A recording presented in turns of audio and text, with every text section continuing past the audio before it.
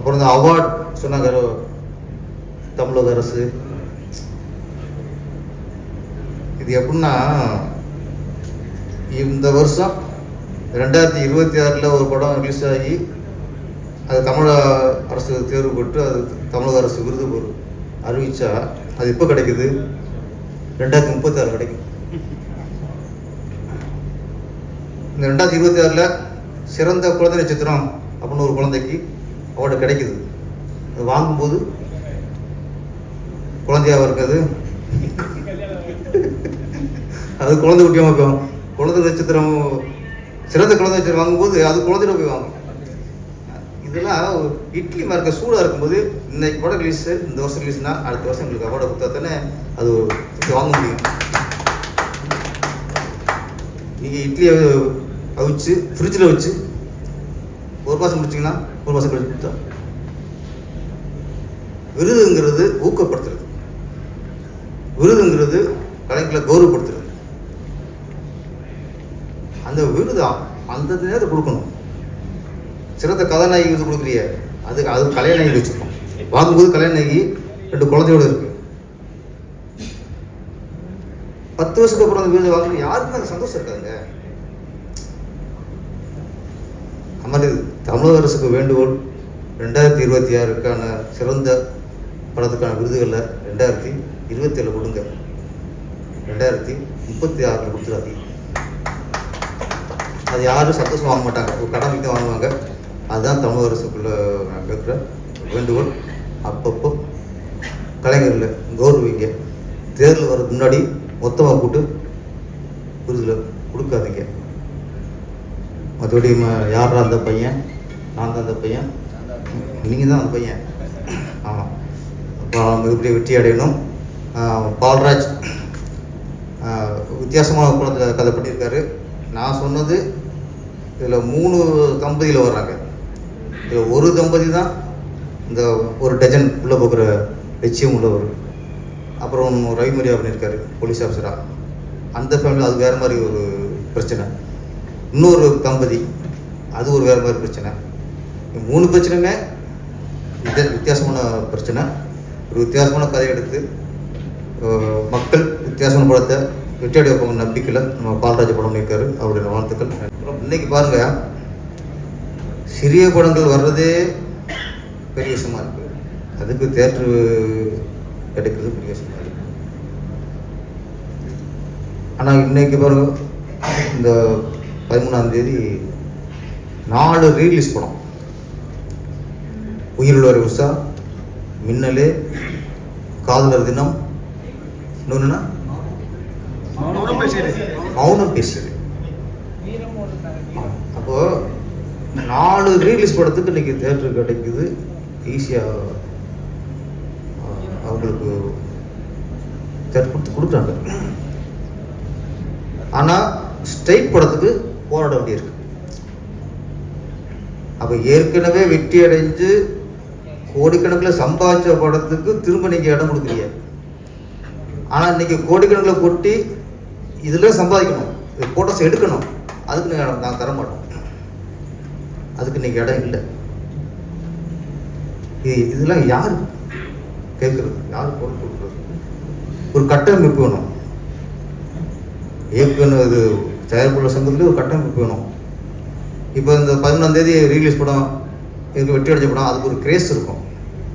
இப்போ சின்ன படங்களில் வருது. அன்னைக்கு இந்த சார் 10 4 பார்த்துருக்காங்க. மயிலாஞ்சின்னு படம்,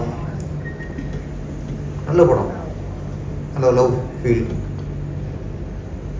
ஆனால் அந்த ரீலீஸ் உள்ள படம் இதுக்கு அந்த இது ஈர்ப்பு இருக்குமா அப்படின்னா கேள்விக்குறியாக இருக்குது. அவங்க குழம்புறாங்க, என்ன சார் நாங்கள் போராடி 2 வருஷம் படம் எடுத்துருக்காங்க சார். படத்தை 2 வருஷம் போராடி பார்த்து படத்தை முடித்து ரிலீஸ் பண்ண போகிறதுல நேரத்தில் பார்த்தா 4 படம் ரீலீஸ் வரும்போது அவங்க அப்செட். இப்போ அவங்க யார் காப்பாற்றுறது, அவங்களுக்கு யாரை குரல் கொடுக்குறது? எப்படி மங்காத்தா ஓடிச்சு, படையப்பா ஓடிச்சு. இப்போ ஓடுனவங்களே திருப்பி நம்ம தேட்டர் கொடுத்து ஓட வச்சுருக்கும்போது இங்கே வாழ்வரம் பாதிக்கப்படுது. புதுசாக படம் எடுக்கிறப்போ என்ன பண்ணுறது தெரியல. அப்போ ரீலீஸுங்கிறது தனியாக ஒரு லிஸ்ட்டு வைக்கணும். இந்த டேட்டில் நீங்கள் வச்சுக்க, புது படங்கள் இப்போ கரண்டில் படம் எடுத்து புதுசாக ரிலீஸ் பண்ணுற படத்தை டெஸ்ட் பண்ணக்கூடாது.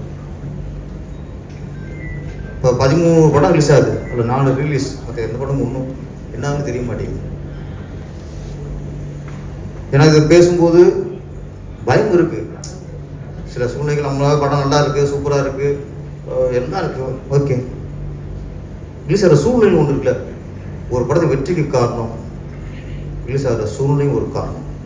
படம் என்ன தான் நல்லா இருந்தால் கூட சில சூழ்நிலைகளில் அது கொஞ்சம் மிஸ் ஆகிடும். அந்த சூழ்நிலை நம்மளே உருவாக்குறோம்.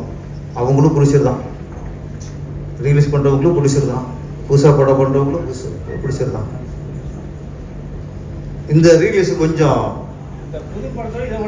ஆமாம் விடக்கூடாது. நீங்கள் அது தனியாக ஒரு டைம் ஒதுக்குங்க. இல்லை ரீலீஸ் படம் ரிலீஸ் பண்ணுறவங்களும் ரிலீஸ் எப்போ பண்ணாமல் தவிர்க்கணும். ஏன்னா ஓடின படத்தை தான் ரிலீஸ் பண்ண முடியும், இன்னும் ஓடாத படத்தை ரிலீஸ் பண்ண முடியாது. நீங்கள் உயிரில் விஷயம்னா பெருசாக ஓட்ட படம் நீங்கள் ரிலீஸும் போது ஆமாம் வந்துடும். இது அமைக்க போதில் அது கொஞ்சம் அதெல்லாம் கொஞ்சம் கவனிச்சு எடுத்துக்கணும். அப்புறம் இந்த அவார்டு சொன்னாங்க தமிழக அரசு, இது எப்படின்னா இந்த வருஷம் 2026 ஒரு படம் ரிலீஸ் ஆகி அது தமிழக அரசு தேர்வு பெற்று அது தமிழக அரசு விருது அறிவித்தா அது எப்போ கிடைக்குது? 2036 கிடைக்கும். இந்த 2026 சிறந்த குழந்தை நட்சத்திரம் அப்படின்னு ஒரு குழந்தைக்கு அவார்டு கிடைக்குது. அது வாங்கும்போது குழந்தையாக இருக்குது, அது குழந்தை குட்டியாக இருக்கும். குழந்தை நட்சத்திரம் சிறந்த குழந்தை நட்சத்திரம் வாங்கும்போது அது குழந்தையில போய் வாங்கும். இதெல்லாம் இட்லி மார்க்க சூடாக இருக்கும்போது இன்னைக்கு படம் ரிலீஸ், இந்த வருஷம் ரிலீஸ்னா அடுத்த வருஷம் எங்களுக்கு அவார்டை கொடுத்தா தானே அது வாங்க முடியும். நீங்கள் இட்லியை அவிச்சு ஃப்ரிட்ஜில் வச்சு 1 மாதம் முடிச்சிங்கன்னா 1 மாதம் கழிச்சு கொடுத்தா. விருதுங்கிறது ஊக்கப்படுத்துறது, விருதுங்கிறது கலைஞர்களை கௌரவப்படுத்துறது. அந்த விருது அந்த நேரத்தை கொடுக்கணும். சிறந்த கதாநாயகி விருது கொடுக்குறிய அது கல்யாணி வச்சுருக்கோம். வாங்கும்போது கல்யாணி 2 குழந்தையோடு இருக்கு. 10 வருஷத்துக்கு அப்புறம் அந்த விருது வாங்க யாருக்குமே அந்த சந்தோஷம் இருக்காதுங்க. அது மாதிரி தமிழக அரசுக்கு வேண்டுகோள், 2026க்கான சிறந்த படத்துக்கான விருதுகளில் 2027 கொடுங்க, 2036 கொடுத்துடாதீங்க. அது யாரும் சந்தோஷம் வாங்க மாட்டாங்க, ஒரு கடமைக்கு தான் வாங்குவாங்க. அதுதான் தமிழக அரசுக்குள்ள கேட்குற வேண்டுகோள். அப்பப்போ கலைஞர்கள் கௌரவிங்க. தேர்தல் வர்றதுக்கு முன்னாடி மொத்தமாக கூட்டு விருதில் கொடுக்காதீங்க. மற்றபடி யாரா அந்த பையன், நான் தான் அந்த பையன், நீங்கள் தான் அந்த பையன். ஆமாம், அப்புறம் மிகப்பெரிய வெற்றி அடையணும். பால்ராஜ் வித்தியாசமான குழந்தை கதை பண்ணியிருக்காரு. நான் சொன்னது இதில் 3 தம்பதியில் வர்றாங்க. இதில் ஒரு தம்பதி தான் இந்த ஒரு டஜன் உள்ளே போகிற லட்சியம் உள்ளவர். அப்புறம் ரவிமரியா பண்ணியிருக்காரு போலீஸ் ஆஃபீஸராக. அந்த ஃபேமிலி அது வேறு மாதிரி ஒரு பிரச்சனை. இன்னொரு தம்பதி அது ஒரு வேறு மாதிரி பிரச்சனை. 3 பிரச்சனையுமே வித்தியாசமான பிரச்சனை.